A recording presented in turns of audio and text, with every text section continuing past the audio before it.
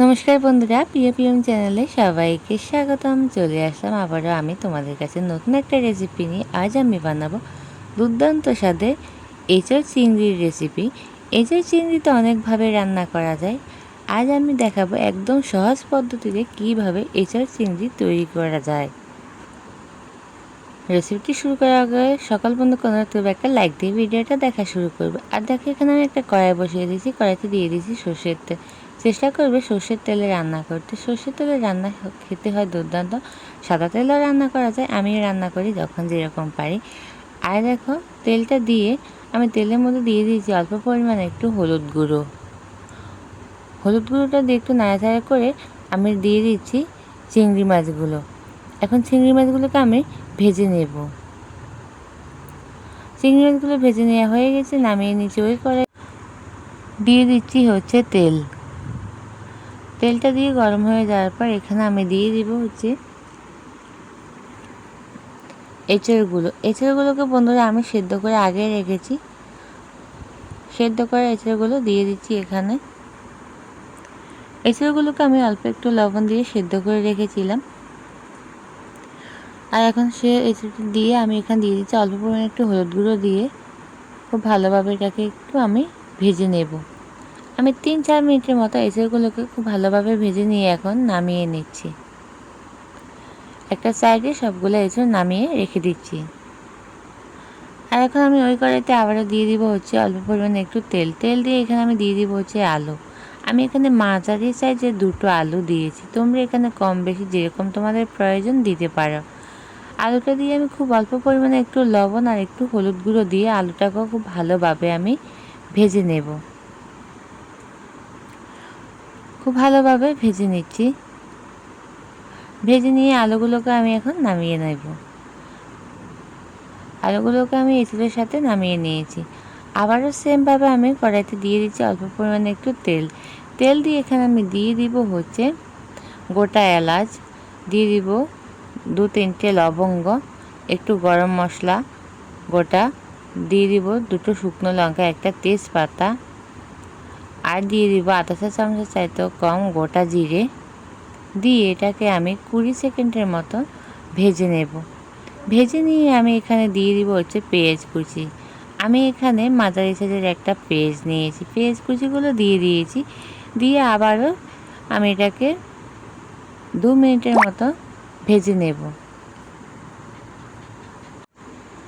ভেজে নিয়ে আমি এখন এতে দিয়ে দিচ্ছি হচ্ছে আধা চা চামচ রসুন বাটা, দিয়ে দিব 1 চা চামচ আদা বাটা। রসুনের পরিমাণটা আমি একটু কমিয়ে দিয়েছি। দিয়ে খুব ভালোভাবে এটাকে ভেজে নিব। ভেজে নিয়ে এখন আমি এতে দিয়ে দেবো হচ্ছে 1 চা চামচ জিরে গুঁড়ো, দিয়ে দিব 1 চা চামচ লঙ্কা গুঁড়ো। তোমরা ঝালটা যে যেরকম পছন্দ করো ওরকম অনুযায়ী কিন্তু দিতে পারো। আর দিয়ে দিব আধা চা চামচ হলুদ গুঁড়ো। দিয়ে ভালোভাবে এটাকে আমি এখন আবারও মিশিয়ে নেব অল্প পরিমাণে একটু জল দিয়ে, যেহেতু সবগুলো মশলা শুকনো, তার জন্য যেহেতু লেগে না যায় তার জন্য অল্প একটু জল দিয়ে খুব ভালোভাবে এটা কষিয়ে নেওয়ার পরে আমি 3-4 মিনিট কষিয়ে নেওয়ার পর এখানে দিয়ে দিচ্ছি হচ্ছে টমেটো। আমি এখানে বড় সাইজের একটা টমেটো নিয়েছি।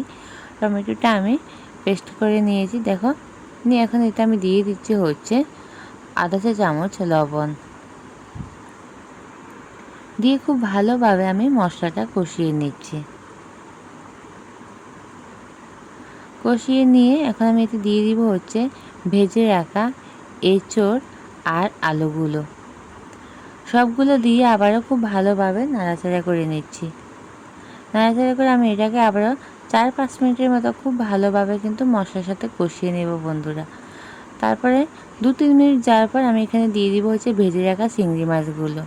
চিংড়ি মাছগুলো দিয়ে সবগুলো উপকরণ আবারও খুব ভালোভাবে কিন্তু আমি কষিয়ে নিচ্ছি। দেখতেই পাচ্ছ কষিয়ে নেওয়ার পর এখানে আমি দিয়ে দিব হচ্ছে জল। আমি এখানে কুসুম গরম জল দিই। যে কোনো রান্নায় বন্ধুরা গরম জলটা দিলে রান্নার স্বাদ কিন্তু দ্বিগুণ হয়ে যায়। আর দেখো গরম জলটা দিয়ে আমি এটা একটু হালকা ফুটে উঠেছে। এখন আমি এতে দিয়ে দিচ্ছি হচ্ছে 4টে কাঁচা লঙ্কা। কাঁচা লঙ্কার ফ্লেভারটা বন্ধুরা কিন্তু দুর্দান্ত আসে একটু শেষের দিকে দিলে। আর এখানে আমি অল্প পরিমাণ আবার একটু লবণ দিয়েছিলাম, লবণটা একটু কম হয়ে গেছে। টোটালি আমি এখানে 1 চা চামচের চাইতে একটু বেশি লবণ দিয়েছি। দিয়ে খুব ভালোভাবে এটাকে দেখো মিশিয়ে নিচ্ছি। মিশিয়ে নিয়ে করে খুব ভালোভাবে কিন্তু এটাকে আমি 6 থেকে 7 মিনিটের মতো কিন্তু রান্না করে নিয়েছি বন্ধুরা। এখন দেখতে পাচ্ছ খুব ভালোভাবে কিন্তু আমার এঁচোড়গুলো সেদ্ধ হয়ে গেছে। আর রান্নাটাও কিন্তু দুর্দান্ত হয়েছিল। অবশ্যই তোমরা বাড়িতে একবার ট্রাই করবে। আর দেখো রান্নাটা কিন্তু আমার বন্ধুরা কমপ্লিট হয়ে এসেছে। দেখতেই পাচ্ছ কত সুন্দর একটা কালার চলে এসেছে। আর একদম শেষে আমি দিয়ে দিচ্ছি হচ্ছে গরম মশলা গুঁড়ো। আমি এখানে আধা চা চামচ গরম মশলা গুঁড়ো দিয়ে দিয়েছি। দিয়ে একটু হালকা নাড়াচাড়া করে এখন এটাকে আমি নামিয়ে নিচ্ছি। আর দেখো কতটা লোভনীয় হয়েছে, কালারটাও দেখতে দুর্দান্ত হয়েছে। সকল বন্ধুকে অনেক অনেক ভালোবাসা। আমার সাথে ধৈর্য ধরে সম্পূর্ণ ভিডিওটা দেখার জন্য। চলে আসবে আবার নতুন একটা রেসিপির সাথে। ততক্ষণ সবাই ভালো থাকবে, সুস্থ থাকবে। ধন্যবাদ।